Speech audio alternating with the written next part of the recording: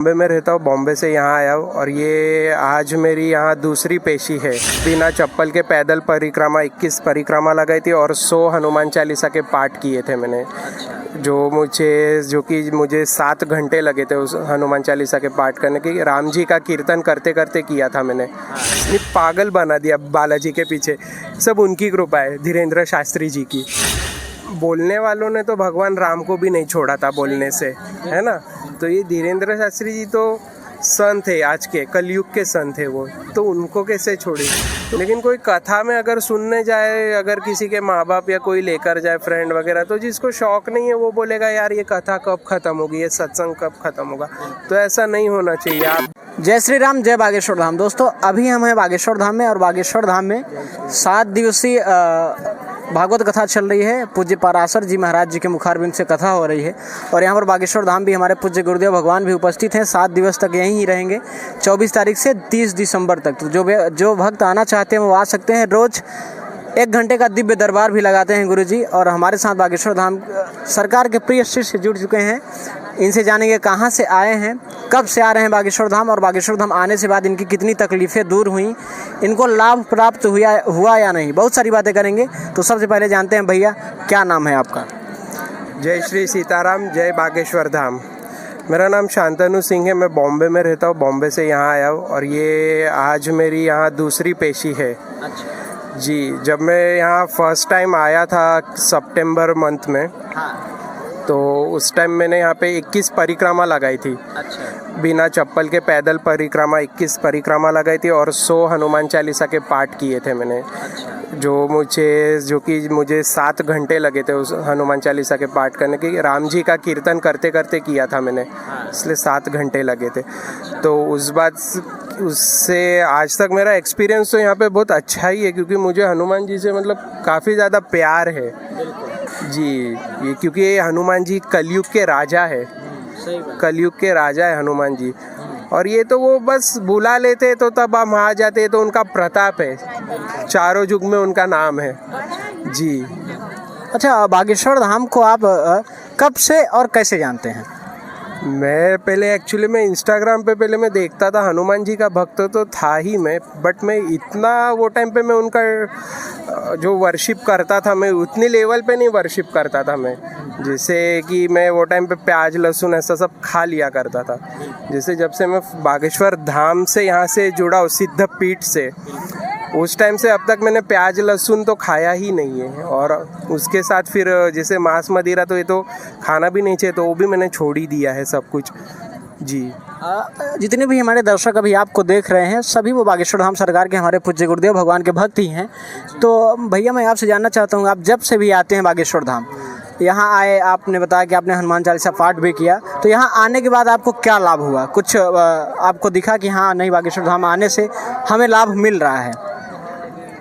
देखिए, हनुमान जी की पूजा ऐसी है कि हम भले बागेश्वर धाम से करें या हमारे किसी भी मोहल्ले के या एरिया के हनुमान जी के मंदिर से करें, अगर उनकी पूजा हम पूरी निष्ठा और श्रद्धा से करते हैं, राम जी का कीर्तन करते करते, तो हमारा घर ही बागेश्वर धाम है। और दूसरी बात ये है कि मेरी तो ऐसी प्रॉब्लम चल रही है कि मेरा थोड़ा काम वगैरह ऐसे नहीं हो रहे, अभी बंद पड़े, लेकिन मेरे फ्रेंड्स मुझे बोलते कि यार तेरा ऐसा हो गया तो हम लोग को तुझे देख के टेंशन हो जाता है, बट तुझे टेंशन नहीं होता। मैं बोलता है नहीं, मेरे ऊपर बालाजी का हाथ है तो सब संभाल लेंगे, वो टेंशन फ्री हो ऐसा। अच्छा बागेश्वर, आपने बताया भैया कि आप सोशल मीडिया पे बागेश्वर धाम सरकार को देखते थे, इंस्टा पे, यूट्यूब पे या फेसबुक, कोई भी सोशल मीडिया हो। आप जब से बागेश्वर धाम को देखते हैं, आपके अंदर चाहे आपके परिवार के अंदर कुछ बदलाव या परिवर्तन आया?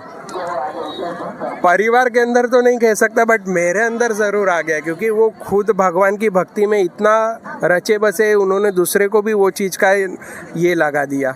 जैसे कि कैसे हम उनको बोल सकते कि जैसे मुंबई में बोलते कि वो चीज़ का नाद लगा दिया, वो चीज़ का वेड़ लगा दिया, नहीं पागल बना दिया बालाजी के पीछे। सब उनकी कृपा है, धीरेन्द्र शास्त्री जी की। अच्छा, बागेश्वर धाम में आने के बाद भैया पूजा पाठ में कुछ बदलाव आया कि पहले आप पूजा पाठ कम करते रहे हो, अब पूजा पाठ ज़्यादा करने लगे हो, पहले या ना करते रहे हो, अभी कुछ ऐसा बदलाव आया? अब जो मेरी पूजा पाठ है, जो मैं अब कर रहा हूँ, जो करंटली मैं 4 महीने से कर रहा हूँ, वो एकदम मेरी पूजा नेक्स्ट लेवल की पूजा है वो।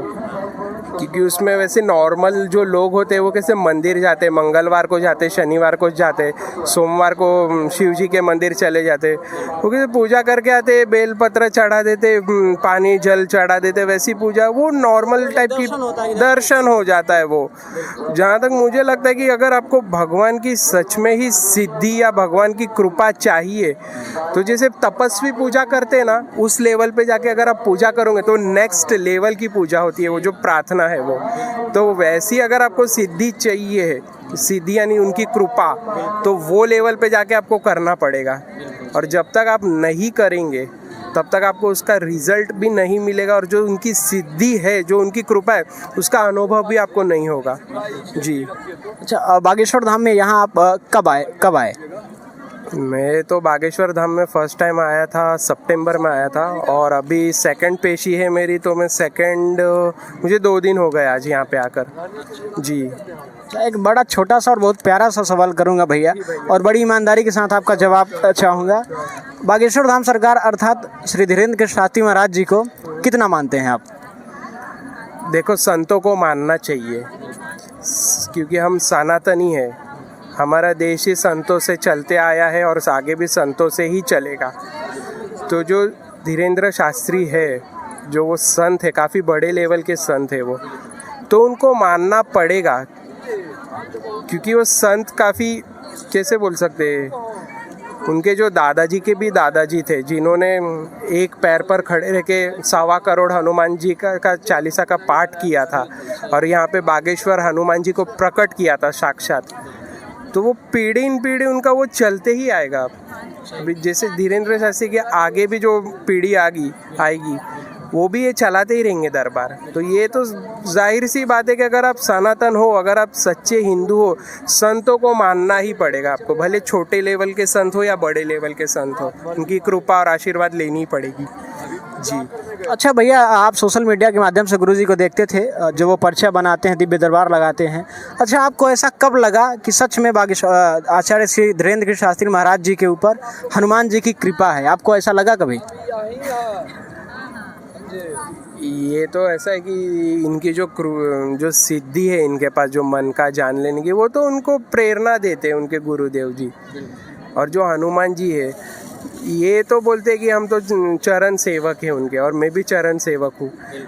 तो ये जो है वास्तव में जो वो करते हैं पर्चा बना के, वो रियल है, वो कोई माइंड रीडर वगैरह नहीं बोल सकते, या कोई हम बोलते कि जिसने ह्यूमन साइकोलॉजी ज़्यादा पढ़ी हो।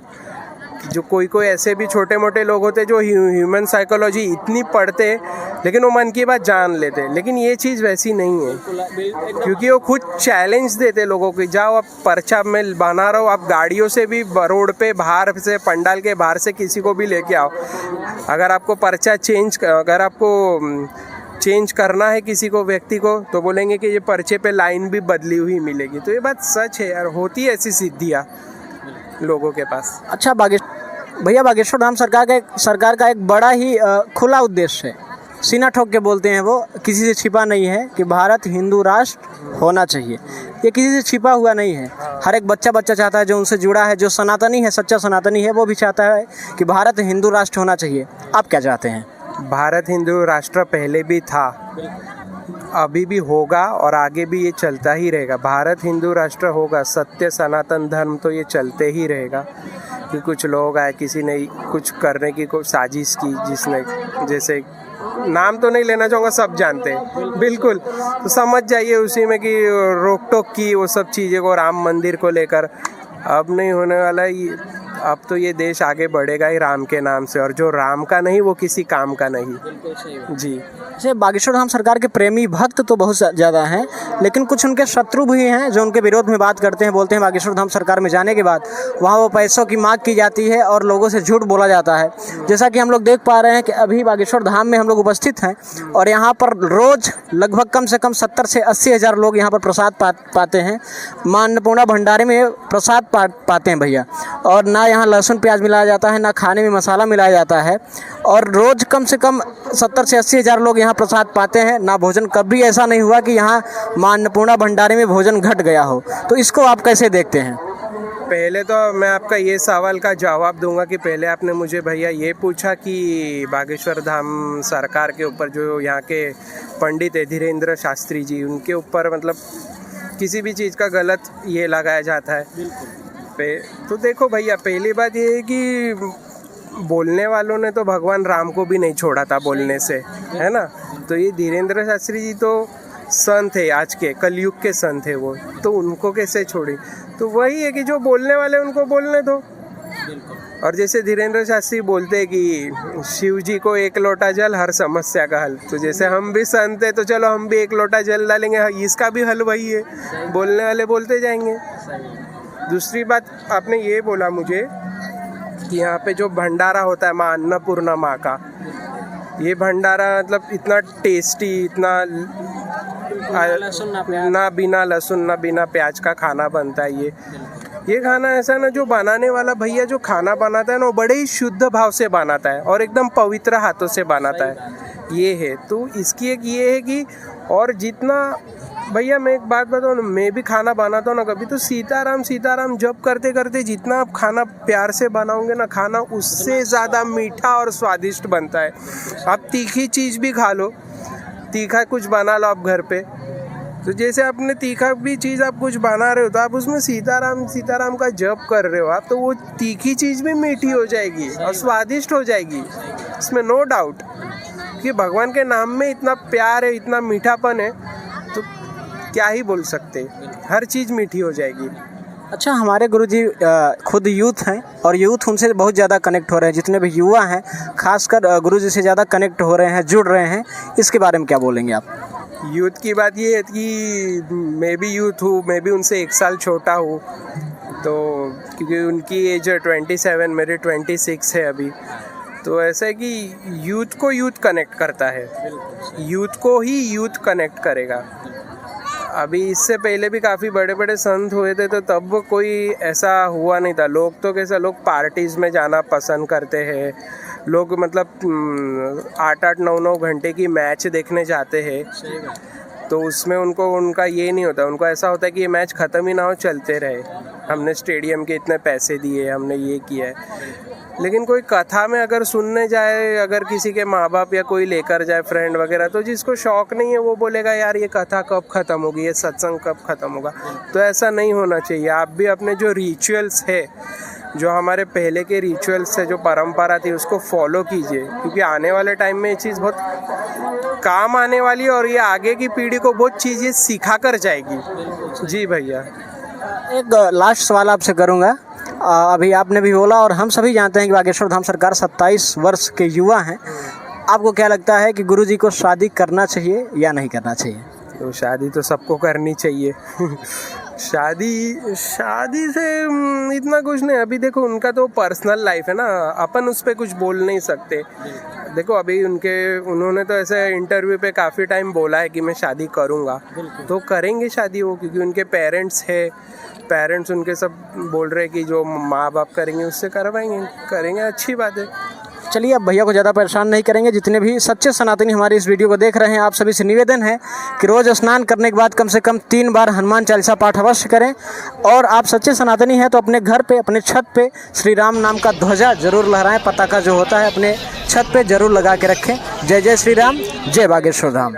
श्री सीताराम भगवान की जय, श्री गुरुदेव भगवान की जय।